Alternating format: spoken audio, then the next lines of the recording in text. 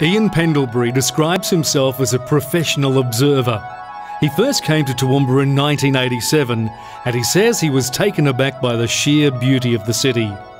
The great-great-grandson of Thomas Chapman, the man who established the saw industry in Australia in 1830, Ian believes his family played a huge part in the establishment of settlement.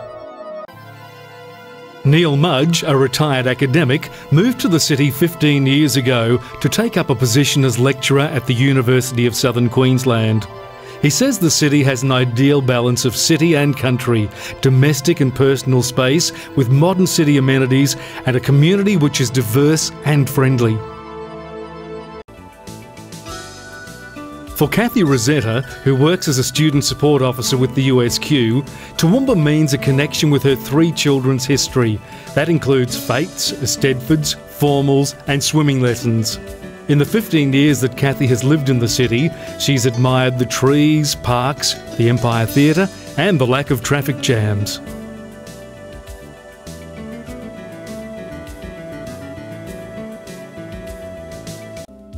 Violin maker Norman Miller is 93 years old.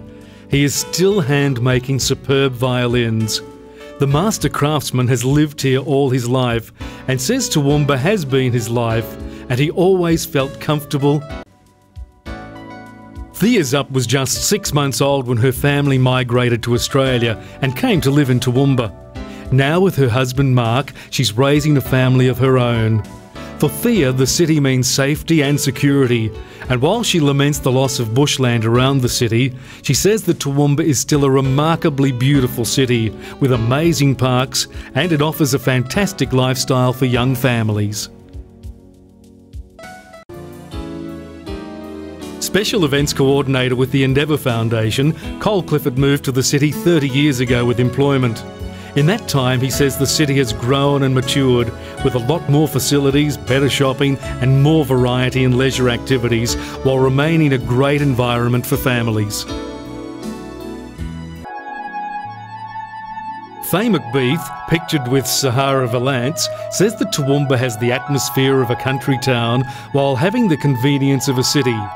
Faye works as a nurse and she loves the ambience of the surroundings, the comfortable old world charm and the misty winter mornings that are Toowoomba. The easygoing lifestyle with convenience of city services, opportunities and a closeness of family members is what Leonie Gill finds she likes most about this city.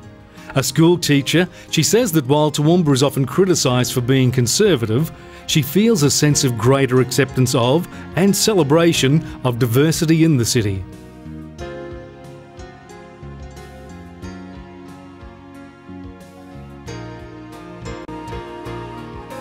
Toowoomba will always be home to Christopher Careless. Born and bred here, Christopher describes himself as a semi-retired takeaway owner and says the city has gone from a simple country town to a large city and is always a lovely place to come back to. A big plus for Toowoomba has been the resurrecting of the Empire Theatre, says Glenn Loughran, who was born and raised here and worked in the production department of the Chronicle for many years. Now retired, Glenn loves the quiet, relaxed lifestyle with affordable shopping and easy access to all amenities.